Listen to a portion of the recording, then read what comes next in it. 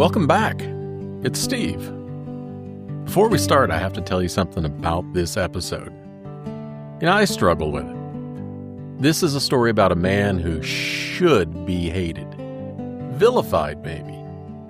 A man who committed the largest organic grain fraud in American history. $142 million. That's not chump change. A man who was just a bit younger than me. And I need you to understand, this wasn't a victimless crime. This was a crime against you. If you have ever bought organic eggs, organic milk, organic meat between 2010 and 2017, there's a real chance you paid a premium for a lie. You stood in that grocery aisle, you made a choice for you and your family, and this man in Missouri pocketed the difference. And it was a crime against hard-working farmers in flyover country. Farmers followed every rule and couldn't compete with a man who was just cheating. This isn't abstract. This is your grocery cart. And this is your neighbor's farm. And yet, when I finished the research, I didn't feel anger. I felt sad. This is a story about a man who had everything: respect, family, community, and threw it all away. Not in one moment, but over years, in hundreds of choices and thousands of steps. I don't know what to call that except a tragedy?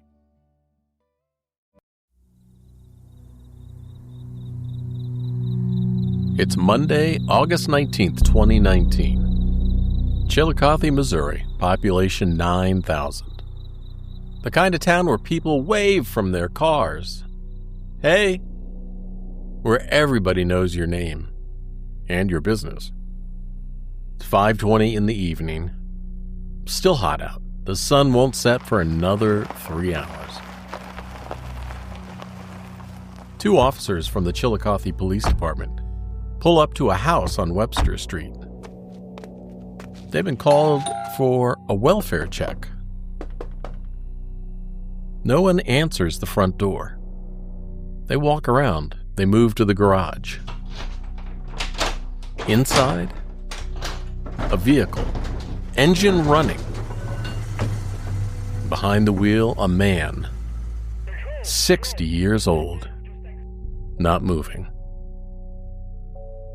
Randy Constant, school board president, church volunteer, pillar of his community, is dead. Carbon monoxide poisoning. And the coroner will rule it suicide. 3 days earlier, he stood in a federal courtroom in Cedar Rapids, Iowa. The largest organic grain fraud in American history. $142 million. And his wife of 39 years in the gallery. Hearing for the first time about the 3 women in Las Vegas that I'm going to tell you about. The money. The lies. The judge gave him 10 years. And that same morning, the morning he died, federal prosecutors held a press conference. They called his scheme Field of Schemes. They announced his sentence to the world. And by 5:20 that evening, Randy Constant had made his last decision. But to understand how a man ends up here, in a garage, engine running, everything he built collapsing around him, you have to go back. Back 42 years to a football field, a charity all-star game, a newspaper interview, and a 17-year-old boy who told his hometown what playing for a good cause meant to him. The proceeds will greatly benefit others. I feel honored to have been chosen. If you want the case files and court documents behind this story, be sure to subscribe at truecrimeunheard.com. That's truecrimeunheard.com. This is the third time so far we've told this story. Different name, different town, same pattern. A God-fearing man, a pillar of his community. He was generous, he was beloved, and he was respected. And underneath, stolen money, secret lives, and a question that just keeps coming back. How can you be a generous benefactor with someone else's stolen money? If you listened to the Kansas banker who destroyed a town or the Linus Thuston story, you know what's coming. But this one ends in a garage in Missouri. Hi, welcome back. I'm Steve Rode, and I've spent 30 years as an investigative writer, tracking financial criminals, Ponzi schemers, embezzlers, corporate fraudsters. I also worked in emergency services, 2 years as a police dispatcher, surveillance photography for local law enforcement, and chief pilot for public safety operations flying airplanes, search and rescue operations for police, fire, and state departments. This case sits at the intersection of everything I've investigated. This is a story about flyover country fraud, not a Wall Street scheme or algorithms and offshore accounts. No, this is a guy in rural Missouri mixing conventional corn with organic corn and lying about it for the better part of 2 decades.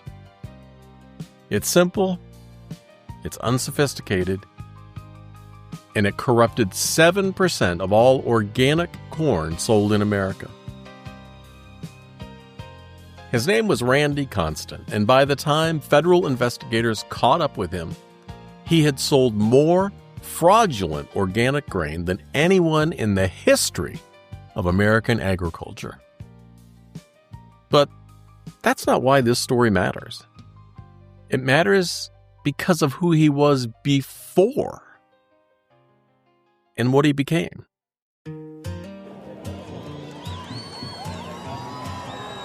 Chillicothe, Missouri, 1977. A year I remember fondly. It's the kind of town that calls itself the home of sliced bread, and means it literally. The Chillicothe Baking Company sold the first loaf of pre-sliced bread in America in 1928. 90 miles northeast of Kansas City, 9,000 people, and everybody knows everybody. And in the fall of 1976, everybody knew Randy Constant. You see, he was a senior at Chillicothe High School. 6 feet tall, 175 pounds, a defensive end and offensive end. The kind of player coaches call hard-nosed. And the kind of player fathers point out to their sons. Kid, that's what hustle looks like. According to the Chillicothe Constitution-Tribune, Randy helped lead the Hornets to a 9-2 record that season. They came within inches of their third state championship. They lost a triple overtime thriller to Joplin Memorial, 31-34. It was one of the most heartbreaking games in school history. But Randy Constant didn't let that loss define him. No. By the end of the year, he'd earned every honor a small-town football player could want. Missouri Prep All-Stater? The local paper ran his picture and parents clipped the articles. He was the golden boy. And then the letter came. He'd been selected to play in Missouri's first ever Lions International East versus West High School Senior All-Star game. One of only 2 players, chosen from Chillicothe, the best of the best representing their communities. And the game would benefit the Lion's Eye Tissue Bank in Columbia. Charity service, giving back. When the Constitution Tribune newspaper interviewed him, Randy said this, quote, "I realize the game is being played for a good purpose and the proceeds will greatly benefit others. I feel honored to have been chosen," unquote. Just 17 years old, standing on that field. His mother, Joanne, in the stands. His whole town's watching. And the proceeds will greatly benefit others. He meant it, and I believe he meant it. But 42 years later, the man who said those words would be sitting in federal court having stolen $142 million from the same kind of hard-working people he once promised to help. The question this episode has to answer is simple. What happened to that boy? But we're not there yet. You see, in 1977, Randy Constant isn't just a football hero. He's the complete package. President of the Future Farmers of America chapter at Chillicothe High.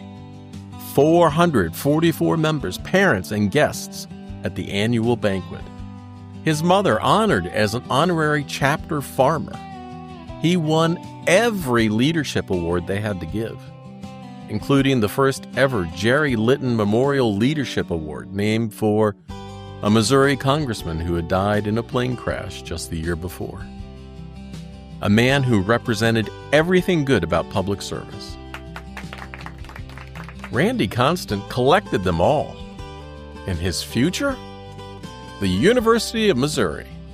Its major? Agricultural economics. He was going to learn how to help feed America. If you grew up in Chillicothe in the late 70s, Randy Constant was the kid you wanted your son to be. The kid you wanted your daughter to date and maybe marry. The kid who proved that small-town values and hard work could take you anywhere.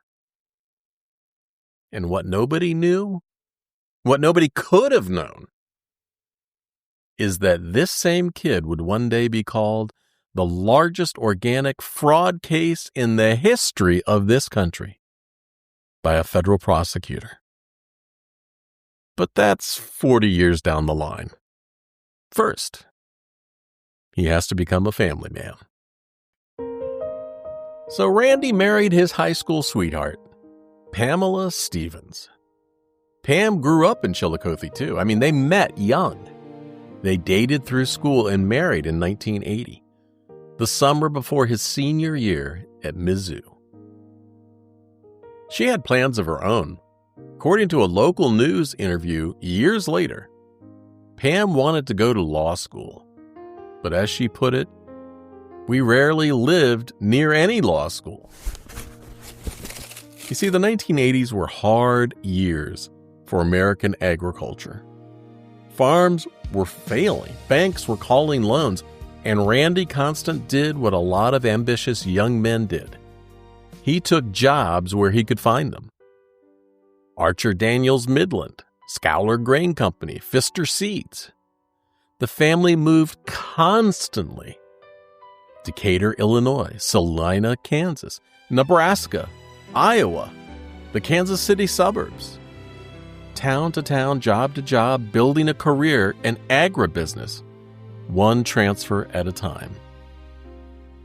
3 children came along the way: Lane, Morgan, and Claire. And Pam raised them while Randy worked hard. She gave up law school, and she followed him. Then in 1994, they came home.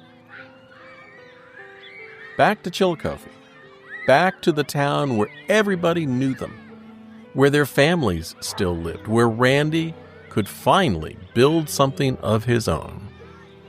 He wanted to be an organic farmer. It was supposed to be the beginning. A business built on trust, on the promise that what you're buying is exactly what it says on the label. Randy understood that promise. He just never intended to keep it. If you lived in Chillicothe in the years after Randy Constant came home, you knew him. Not just knew of him, but knew him. He was everywhere. School board member for 7 years, president for 2. The man who showed up at every meeting, every vote, every controversy about budgets and bus routes and building repairs. United Methodist Church, strong member for many, many, many years. And that's how his own attorney would describe it at sentencing. Church leader in various capacities. But what people remembered most were the youth mission trips. According to the sentencing transcript, Randy would take teenagers from that church to other parts of the country. Habitat for Humanity builds. Mississippi after Hurricane Katrina in 2006, helping strangers rebuild their lives. And then there were the things that nobody talked about, because Randy didn't want them to. For years, according to letters submitted to the court, he was the secret Santa of Chillicothe. More than 100 people received anonymous gifts in the days before Christmas. Most of them were people of limited means, public servants or struggling families. There were packages left on doorsteps, no name attached. He even bought cars for people who needed them. When one family needed to travel to San Diego for a mother's rare heart surgery, Randy paid for the trip. It was a godsend. 70 letters arrived at the federal courthouse before his sentencing. 70 people from Chillicothe writing to say, "This is a good man, a generous man, and a pillar of our community."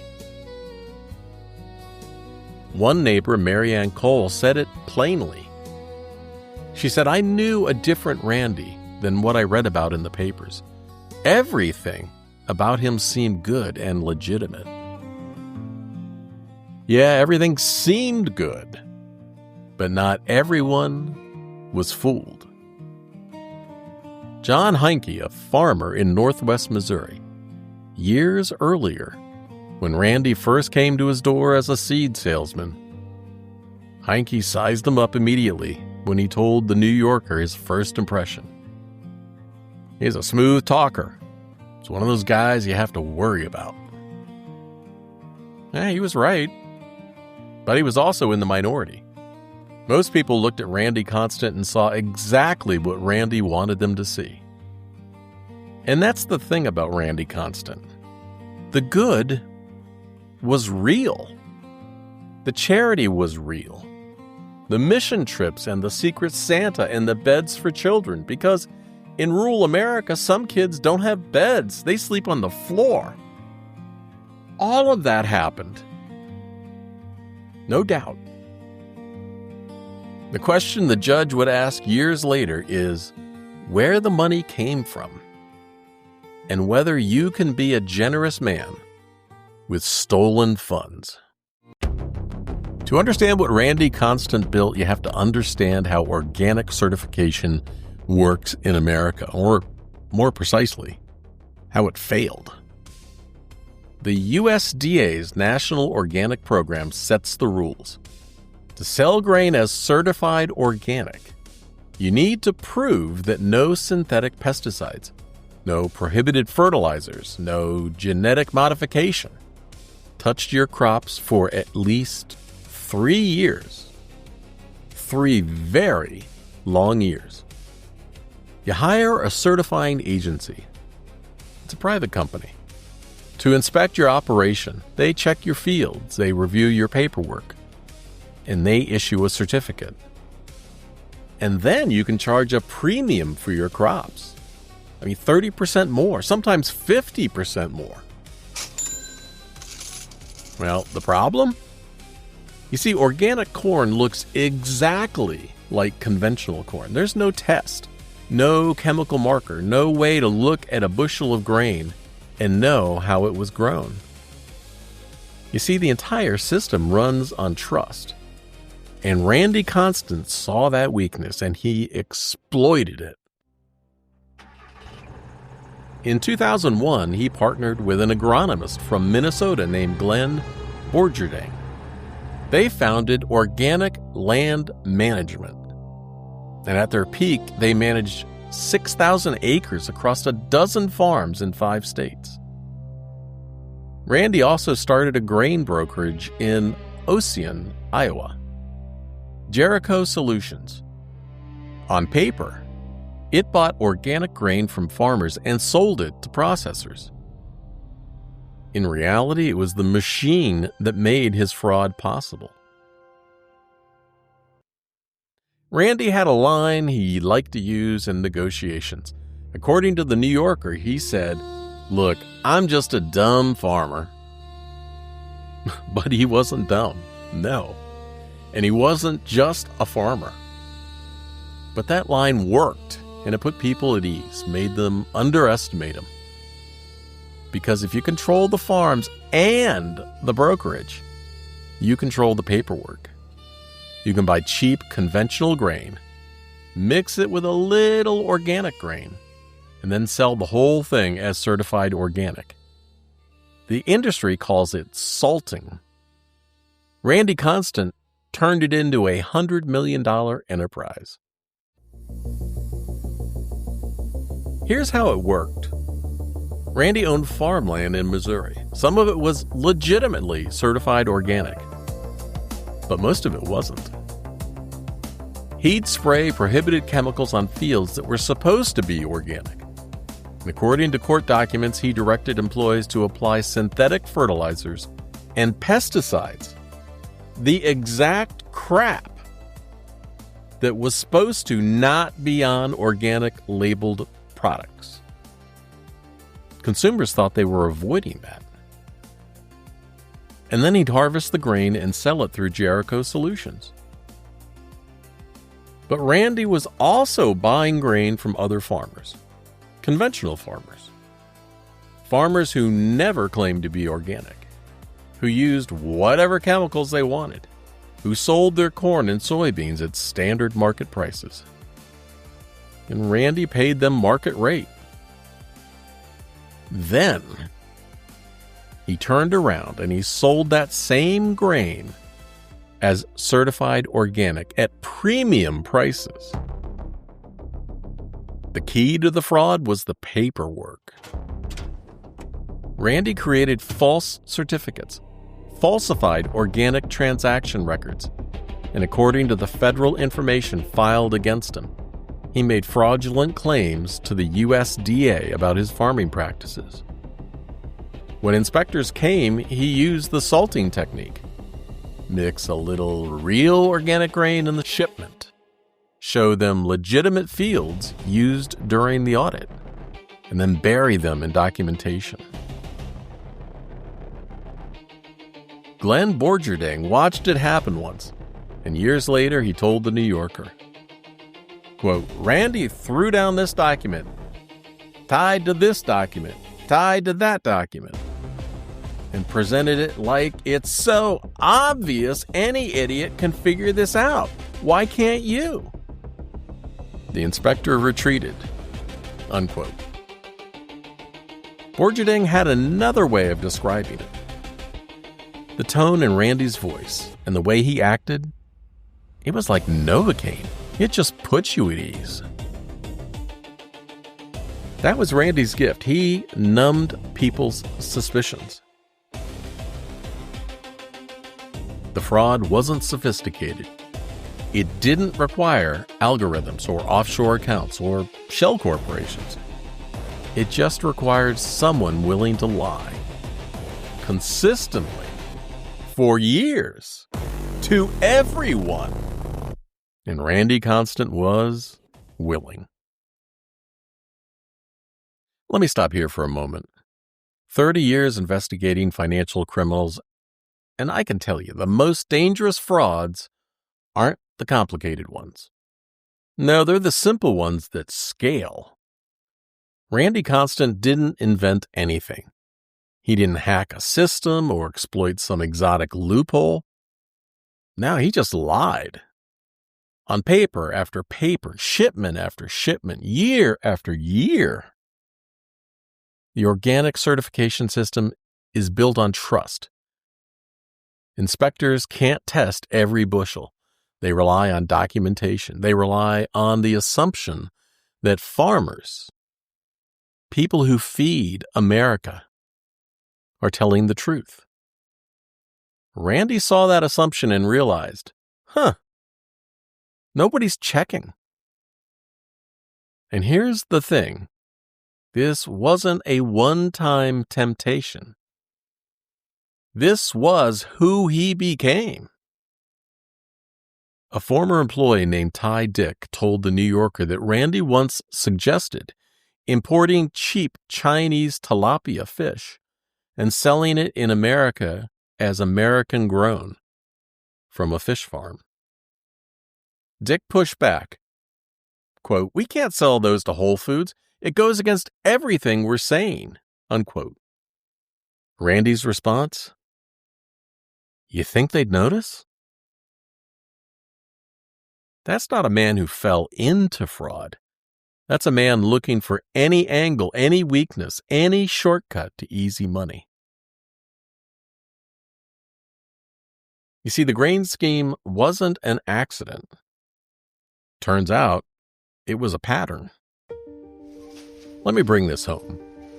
If you've ever stood in a grocery store aisle and reached for a carton of eggs with a green label, the ones that cost $2 more, because you wanted organic, you wanted to do something good for your family and your kids, you need to hear these numbers. Ready? According to the USDA data submitted as evidence in this case, in 2016, American farmers sold approximately 18.2 million bushels of certified organic corn. Randy Constant? His operations accounted for roughly 7% of all of it. Organic soybeans? He controlled approximately 8% of the entire U.S. supply.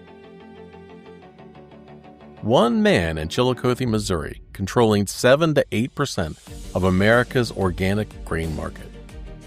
And according to the government's sentencing memorandum, over 90% of what he sold was a lie. It was fraudulent. Let me say that again. 90%. 9 out of every 10 bushels Randy Constant sold as certified organic was conventional grain, sprayed with pesticides, herbicides, and synthetic fertilizers that organic certification exists to avoid. Here's what that means for your grocery cart. The government's sentencing brief states it plainly. Quote, "The majority of defendants' customers used the defendant's grain for livestock or poultry feed, resulting in thousands and thousands of consumers paying premium prices for meat or poultry products that were falsely labeled as organic." Unquote. Organic eggs? The chickens were eating Randy Constant's grain. Organic milk? The cows were fed his polluted corn. Organic chicken? Organic pork? Organic beef? If you bought it between 2010 and 2017, there is a real chance the animals were raised on feed that came from his operation. And you paid for it. You paid the organic premium, 30, 40, sometimes 50% more than conventional. And what you paid for was a lie. The court documents describe the volume, more than 11.5 million bushels of grain over 7 years. That's enough to fill 3,600 railroad cars.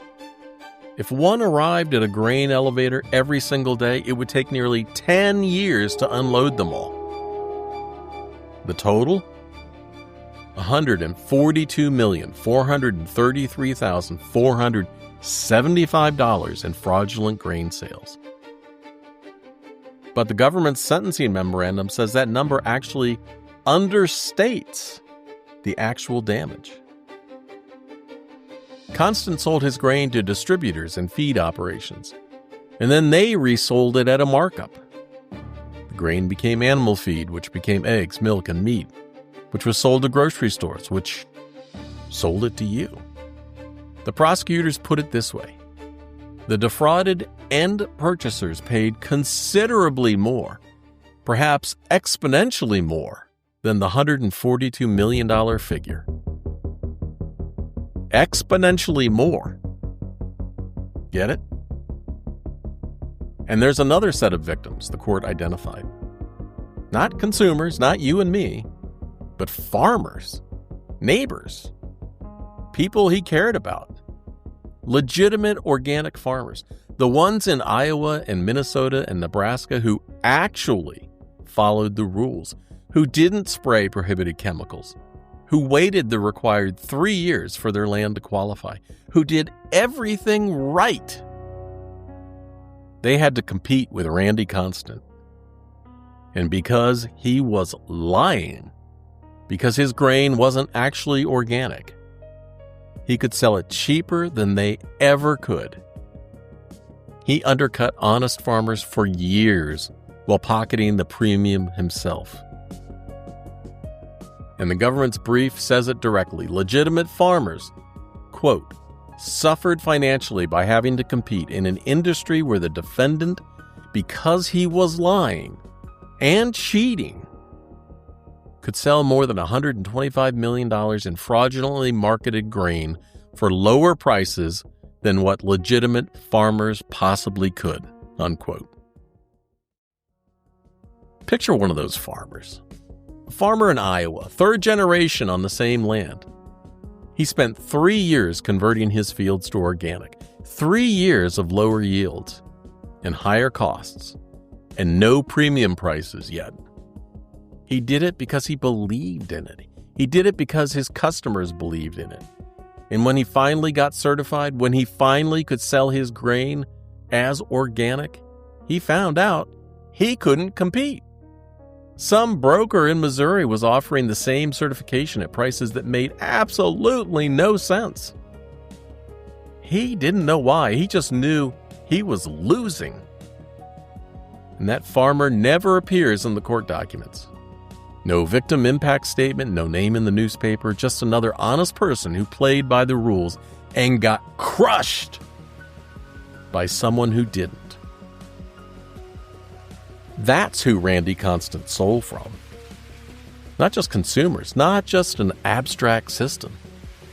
Real people, good people, trying to do the right thing.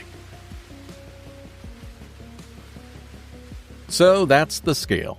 7% of American organic corn, 8% of its organic soybeans, 90% fraudulent, 11.5 million bushels, $142 million, thousands of consumers, honest farmers driven out of business, and for 7 years, nobody caught them. The question is, how?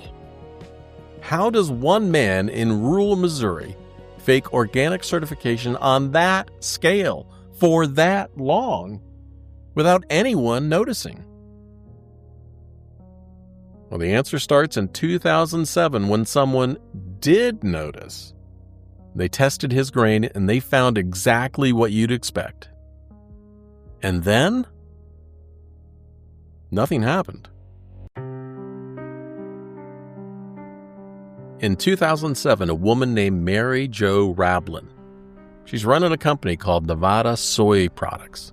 It's in Citrus Heights, California. She buys organic soybeans, processes them, and sells them to customers who trust the organic label. One day, a rail car arrives from Jericho Solution. It's Randy Constant's brokerage. But something feels off. Rablin decides to test the shipment. She sends a sample to California Seed and Plant Lab, and the results come back. 20% GMO contamination. A GMO is genetically modified organisms, seeds engineered in a lab. It's the one thing that certified organic absolutely cannot be. 20% in a shipment labeled certified organic. The lab director, Parm Randhawa, put it plainly, it's either from unintentional mixing of the rail card with GM soybeans, or someone is trying to make money quick by mixing GM soybeans with organic. Mary Jo Rablin lost $100,000 on that shipment. She reported it. Her certifier filed a complaint with the USDA's National Organic Program, and the Nevada Department of Agriculture filed a separate complaint. What happened? Nothing. According to Rablin, she never received any contact from regulators. No investigation, no follow-up, no action. And she wasn't the only one. Glenn Borgerding, Randy's former business partner, had split from Organic Land Management that same year.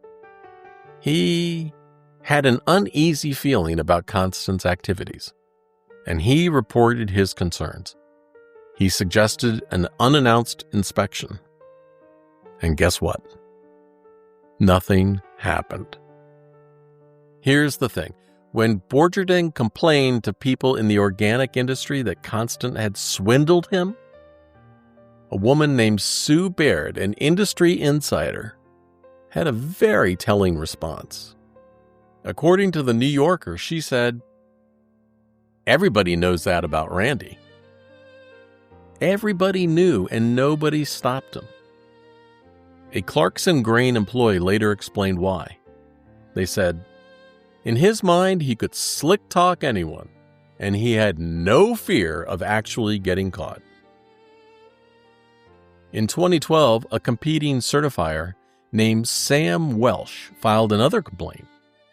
A truck of soybeans tested 100% GMO, and the National Organic Program made one phone call, and then nothing. Welsh pressed the agency for 6 years. He told the New Yorker, "It seems like when you report things, they're looking for reasons not to have to investigate." And here's what makes 2007 unforgivable. Randy Constant learned something from that first complaint. He learned that GMO contamination could be caught, and lab tests existed. So he adapted. If you listened to our Eli Weinstein episode, you know I laid out the scammer playbook. Rule number 1, when you get caught, don't stop. You get smarter, you patch the hole, you keep going. And that is exactly what Randy did. According to reporting, from that point forward, Constant stuck to conventional, non-GMO varieties. Still not organic, still sprayed with prohibited chemicals, but chemically identical to the real thing. No test could catch him now. The system didn't stop Randy Constant in 2007. It taught him how to cheat better. And then for the next 10 years, that's exactly what he did. I need to pause here for a moment, because this is where the system failed completely. 2 years as a police dispatcher taught me something about institutional response. When calls come in, there's a decision point. Investigate or file it away. And sometimes, too often, the easier path wins. The organic certification system had multiple warnings about Randy Constant. Mary Jo Rablin, Glenn Borgerding, Sam Welsh. Different people, different years, all pointing at the same operation. And the response seems to be looking for reasons not to investigate. And here's what I think happened. The USDA was focused on imported grain fraud, Turkish shipments, Ukraine suppliers, foreign operations they couldn't easily audit. And the assumption was that domestic fraud was just rare. American farmers don't lie. And meanwhile, the largest fraud of all was happening in the Midwest heartland, where everybody's honest. Wink, wink. That assumption cost consumers $142 million. It cost honest farmers their livelihoods, and it let Randy Constant operate for another decade. If anyone had listened in 2007, this story ends differently. But nobody did. And while regulators looked the other way, Randy Constant was building something else. Something his wife and children and church and community knew nothing about. There's another version of Randy Constant's story. It just doesn't happen in Chillicothe. It doesn't involve church mission trips or school board meetings or Secret Santa gifts on doorsteps or beds for kids. It happens in Las Vegas, Sin City. According to evidence presented at his sentencing, Randy Constant made more than 20 trips to Las Vegas between 2010 and 2017. That's roughly 3 trips a year, while his wife and kids stayed home in Missouri. That former employee I mentioned, Ty Dick, he witnessed it firsthand. Dick worked for Randy at Quixotic Farming. That's the fish farm operation in Colorado. Not long after he started, he got a phone call. "Hey, what you doing?" Randy asked. Dick said he was working. "Come to Vegas. We'll be there in 3 hours. How soon can you get there?" Dick flew to Las Vegas that day. He met up with Randy and John Burton, Randy's partner from Jericho Solutions. According to Dick's account in The New Yorker, quote, "It was immediately clear that these guys have been doing this a long time because they've got their spots," unquote. They stayed at the Bellagio, round-the-clock drivers. Randy bought tickets to MMA fights and rodeos and booked all the surrounding seats, 75 seats, just so they could sit in isolation. Dick told The New Yorker his gambling limit was $20. "I'm done for the night." And when he said he was ready to quit, Randy handed him thousands of dollars worth of chips. "Spend mine," he said. But the gambling, that wasn't the secret. According to court documents and testimony, Randy Constant maintained sexual relationships with 3 women who lived in Las Vegas. The group called them the Vegas Girlfriends. They showed up in the late evening. They were regulars. Dick said that on one of his first trips, there were even escorts waiting for him up in his room. He said he declined. The court documents detailed the spending. Randy paid over $225,000 to 2 of those women for work they did for his companies. According to prosecutors, they did, quote, "very little of value," unquote. But I guess it depends on how you define value. He opened a joint bank account with one of them. More than $110,000 flowed through that account. Vehicle purchases, insurance payments, international travel, and then there were the boob jobs.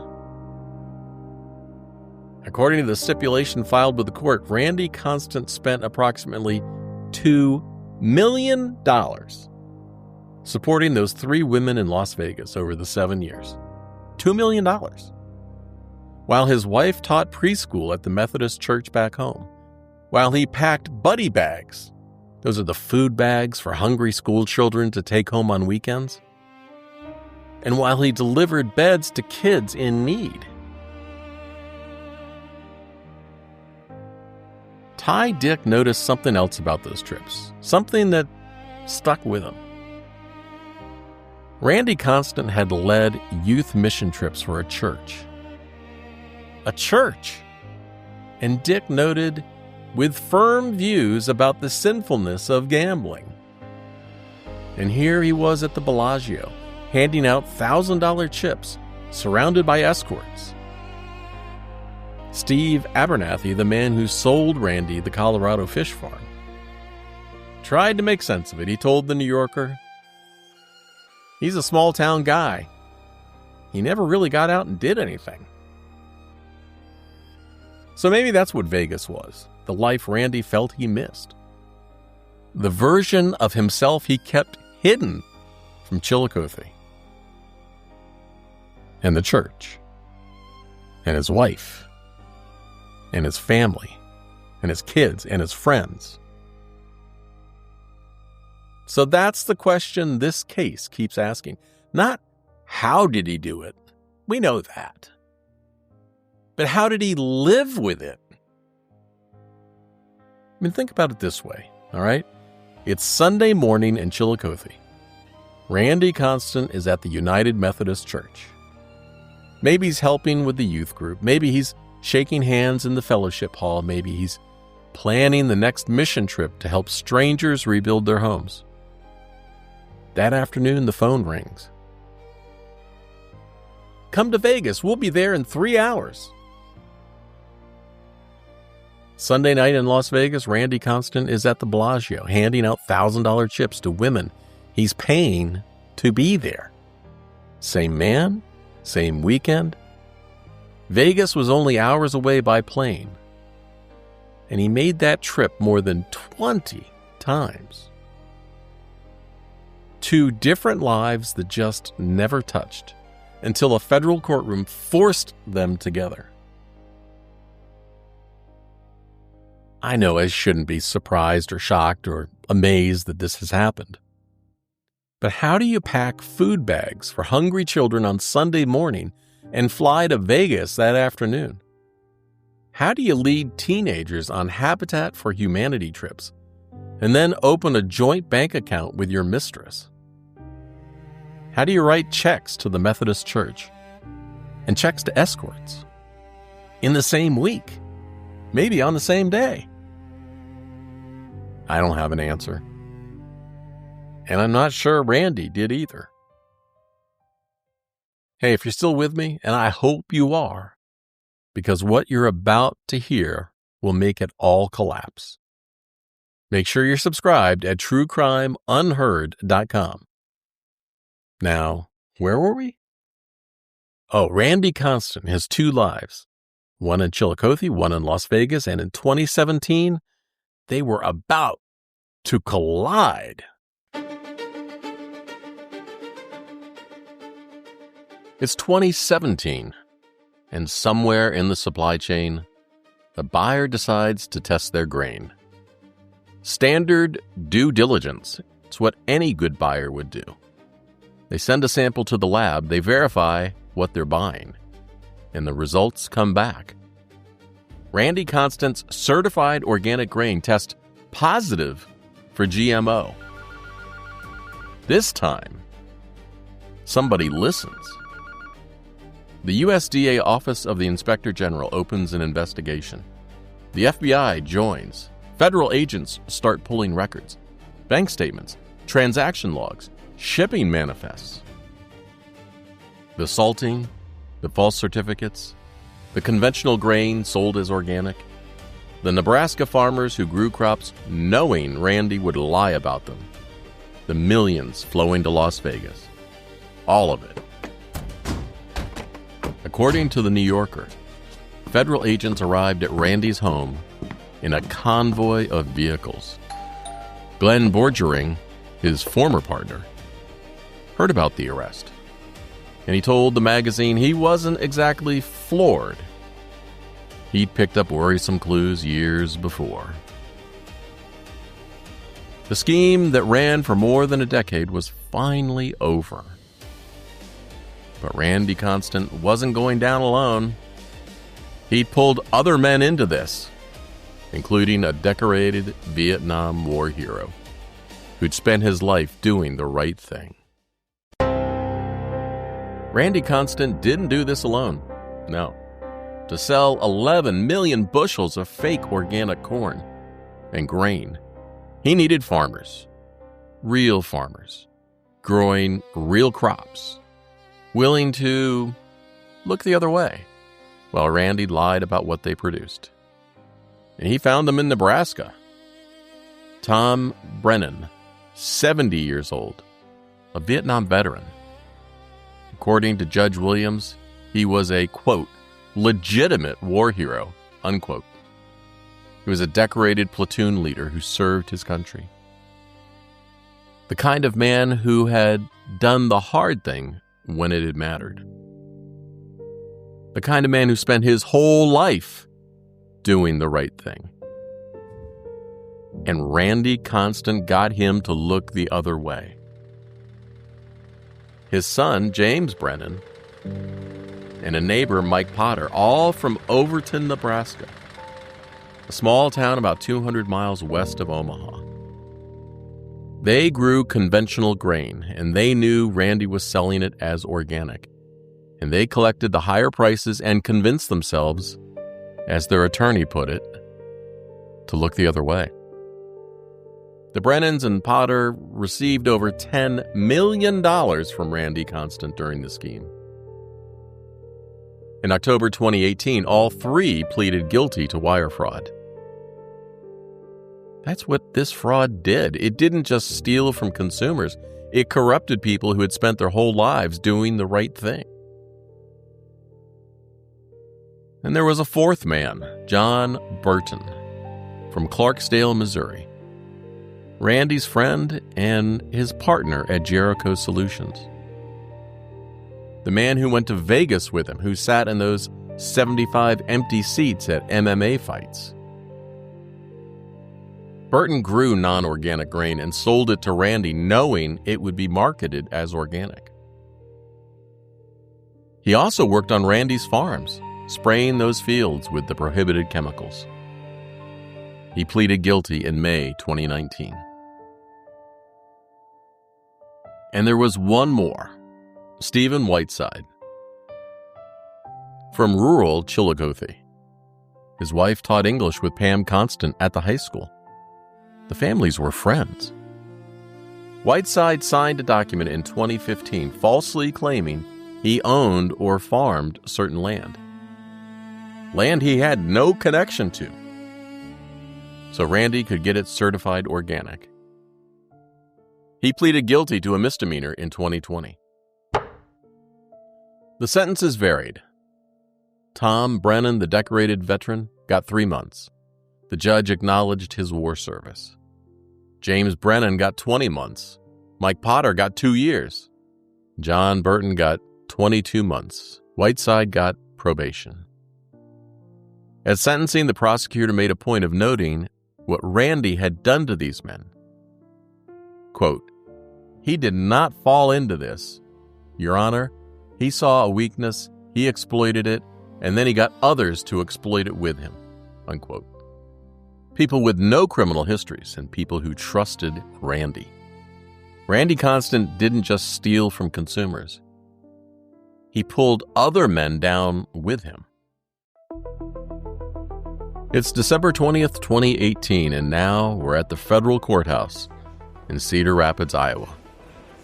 Randy Constant stands before Magistrate Judge Mark Roberts, his attorney Mike Weinhardt beside him. The hearing lasts 43 minutes. Randy pleads guilty to 1 count of wire fraud, and he admits to fraudulent grain sales, totaling at least $142,433,475. He admits that at least 90% of the grain was non-organic, and he agrees to forfeit $128 million in proceeds. The judge finds his plea voluntary, finds he understands the charges, finds he knows the maximum penalty, 20 years. Randy Constant is found guilty. But he's not taken into custody. The government doesn't ask for detention. He walks out of that courthouse the same way he walked in, free. Pending sentencing. He'll stay free for 8 more months. And when he finally stands before the judge, it will be on his 39th wedding anniversary, with his wife in the gallery, about to hear things she never knew. On August 16th, 2019, at the federal courthouse in Cedar Rapids, Iowa, Randy Constant stands at the defense table, his attorney Mark Weinhardt beside him. Behind him, in the gallery, his family and Pam, his wife of 39 years. 39 years to the day. August 16, 1980, Randy and Pam Constant got married. High school sweethearts from Chillicothe, Missouri. She gave up law school to follow him across the Midwest. Decatur, Salina, Nebraska, Iowa, town to town, job to job. Raising 3 kids, 3 great kids along the way. And now on their anniversary, she's in a federal courtroom, about to hear things she never knew. Judge C.J. Williams presiding. The prosecutor speaks first. Assistant U.S. Attorney Jacob Schnuck calls it what it is. Quote, the largest known organic fraud case in the history of this country. Unquote. He dismisses the idea that Randy somehow fell into this crime. He didn't fall into this, Your Honor. He saw a weakness, he exploited it, and then he got others to exploit it with him. Then it's Randy's turn. He rises, he faces the judge. He apologizes to the consumers and to the farmers, the grain merchants. He apologizes to his employees, to the farmers he brought into the scheme, and to his family. Then he says the line that matters.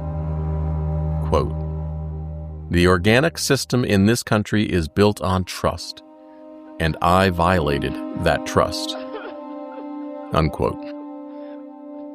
He sits down. Now the judge speaks.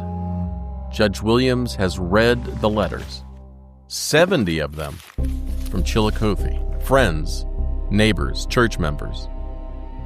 They call Randy a pillar of the community, a good man. And the judge acknowledges them. And then he sets those letters aside. He says, in some ways, I find Randy Constant to be somewhat like the organic grain. That is, he's not what is advertised. On the surface, the letters, the charity, and the generosity. He was the paragon of virtue. Below the surface, the judge says, he was lying and cheating to achieve those goals. And then Judge Williams addresses the charity, the anonymous gifts, the legend of generosity. And he says, I'm not terribly moved by all the financial charity reflected in the defendant's past. It's easy to be charitable with someone else's money. He reads from one supporter's letter. At least he wasn't selfish with the money. And the judge looks up and says, but he was. Then the judge references the sealed document, Stipulation 37-1, the detailed breakdown of how Randy spent the money. He doesn't read the details aloud, but he makes it clear what's in it. Trips to Las Vegas, salaries to, quote, family members, unquote, and expenditures showing a person very different than the person he held himself out to be. Pam is in that gallery, 39 years married, their anniversary. hearing for the first time about the trips and the women. She had written a letter to the court.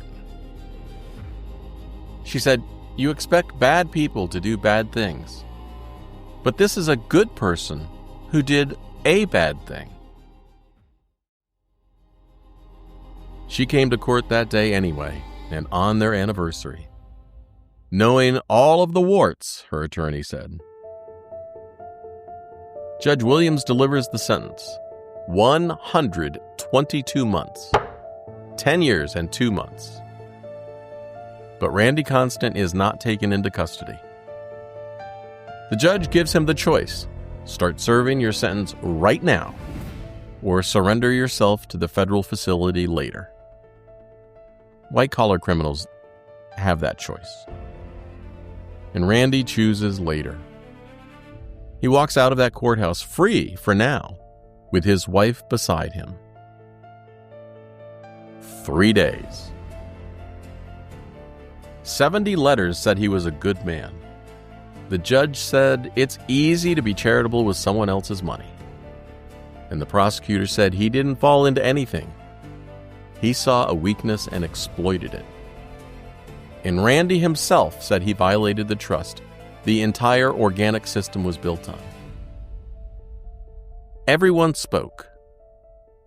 But what Randy Constant did next, he did alone.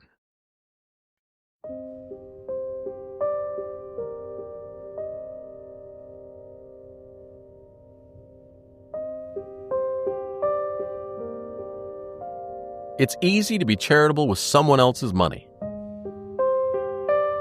That's the line that stays with me, because it's the question at the center of this entire case, at the center of every case like it. How can you be a generous benefactor with stolen money? Randy Constant bought cars for people who needed them. He paid for a family to fly to San Diego for heart surgery. He bought a phone for a teenager with cancer. All of that is real. All of it is documented. And 70 letters attesting to his generosity. But the money wasn't his.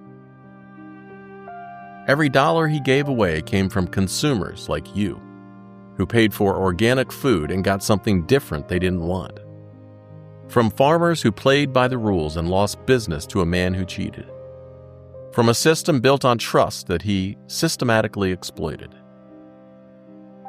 The beds he delivered to children in need, paid for with fraud. The mission trips to Mississippi, funded by lies. The Secret Santa gifts, stolen money, wrapped in anonymity.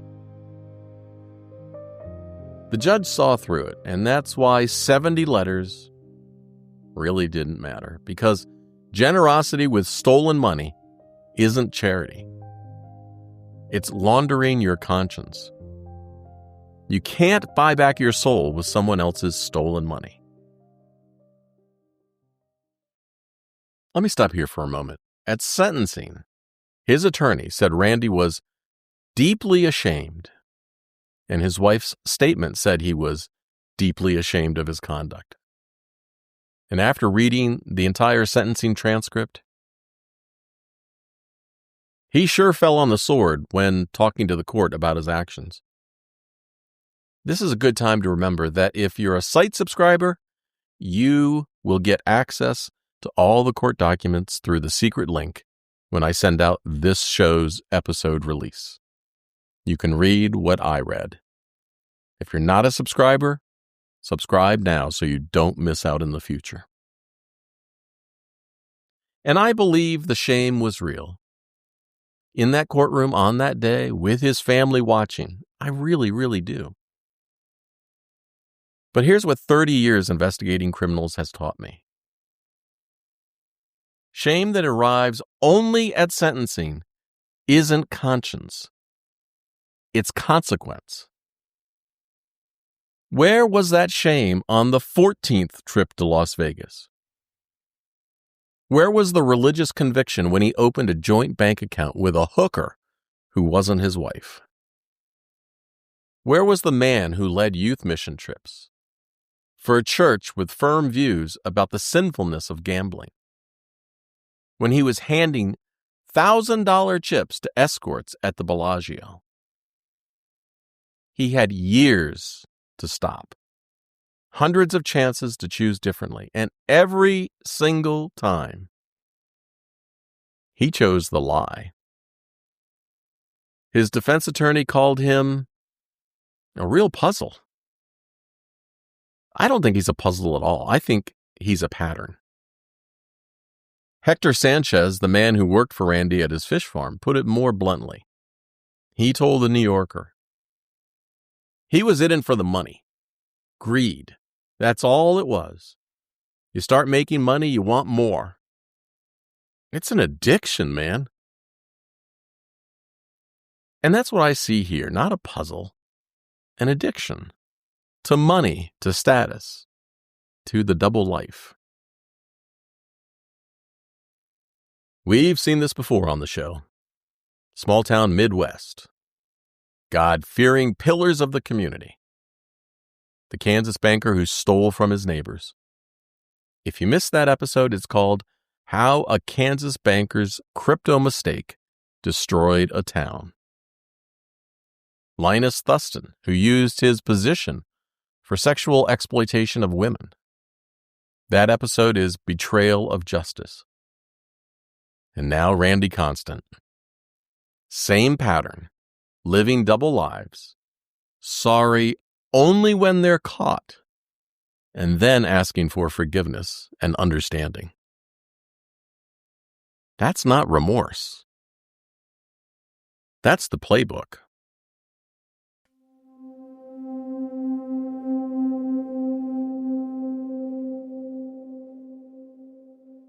Three days after sentencing, it's Monday, August 19th, 2019. Randy Constant wakes up in Chillicothe. In the house he had to leave soon. He's already sold it, according to his attorney, and Pam has gone back to teaching to support the family. Hector Sanchez had visited Randy that spring while he was packing up. He saw a man who had spent decades projecting confidence, now facing the collapse of everything. Sanchez told the New Yorker what he saw.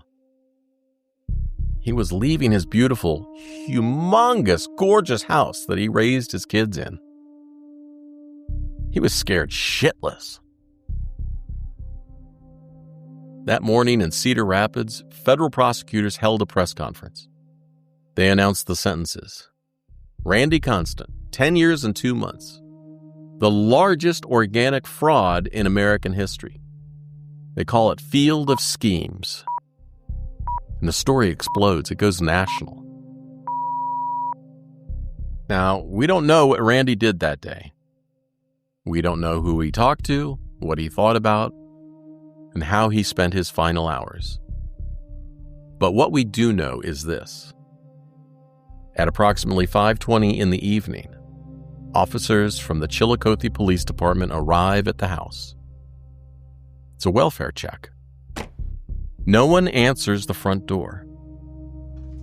They walk around to the garage. Inside, a vehicle. Engine running. Randy Constant is in that vehicle. Not moving. Carbon monoxide poisoning. The death certificate lists the duration, 20 minutes. Livingston County Coroner Scott Lindsley rules it suicide. Randy Constant was 60 years old. He had 3 children, 5 grandchildren, a wife of 39 years who stood beside him, even after she learned the truth. And he never served a day of his sentence. The next day, Pam Constant released a statement. She said, "We are still in shock and disbelief over yesterday's events, when my husband took his own life. I know Randy was deeply ashamed of his conduct." And then she asked for privacy. The funeral was held that Friday, 10 o'clock in the morning. It's a late August day in Missouri. That usually means oppressive heat, temperatures pushing 90, humidity that sticks to your skin. But that week was different. A cool front had pushed through, one of those rare late summer reprieves, mid-70s, and a breeze. The kind of day that felt like grace. At the United Methodist Church, the same church where Randy had volunteered for decades, where he led youth mission trips, where Pam had taught preschool.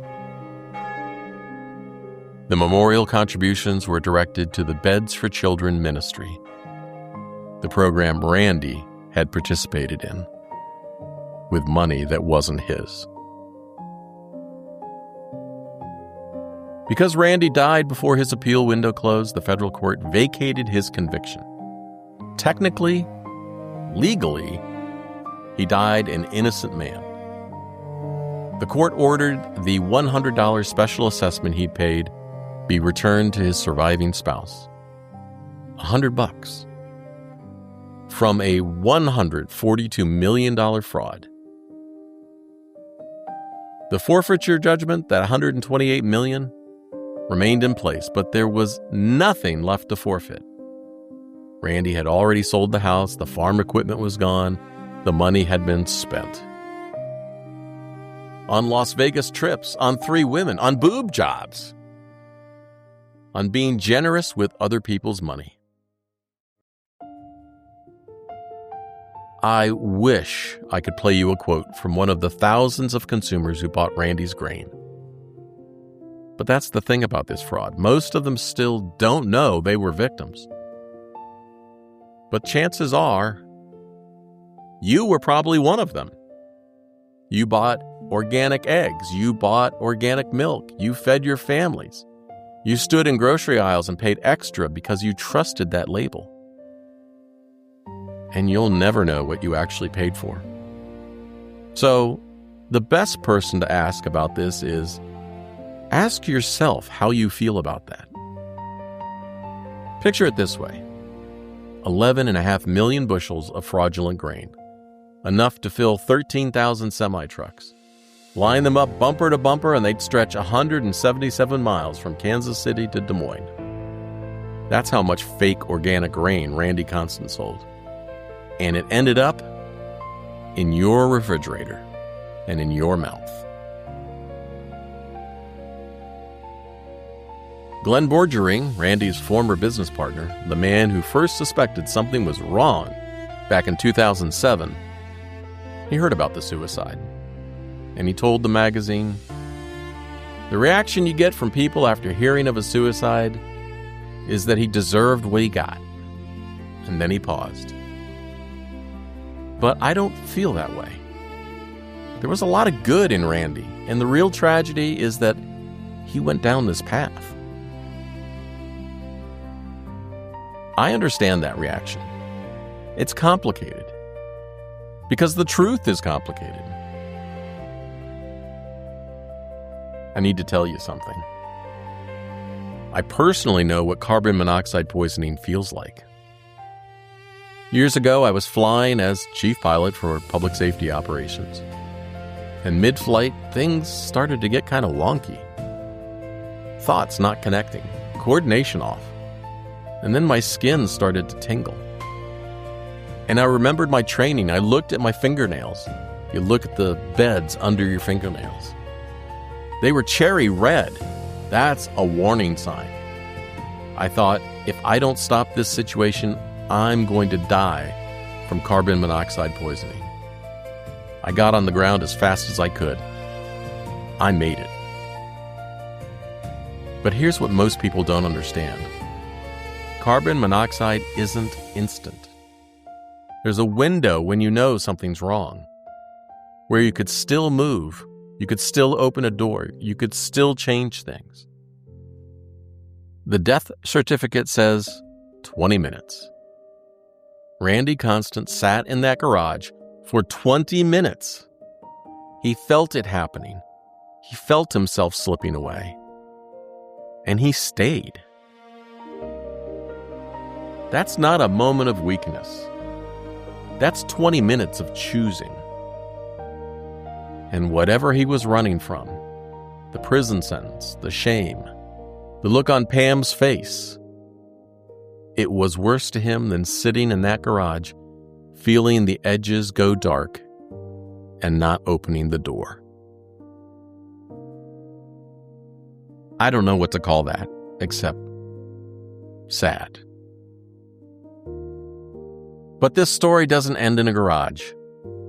There's still a question of what Randy Constant left behind and whether anyone learned anything from it. 1 year after sentencing, Tom Brennan, the Vietnam War hero, the one that Randy had pulled into the scheme, died in an automobile accident. He'd already served his 3 months in prison. He was 72. Another life that ended in wreckage. I have a personal saying I come back to a lot in this work. There's no sense wasting a perfectly good mistake, as long as we can learn from it.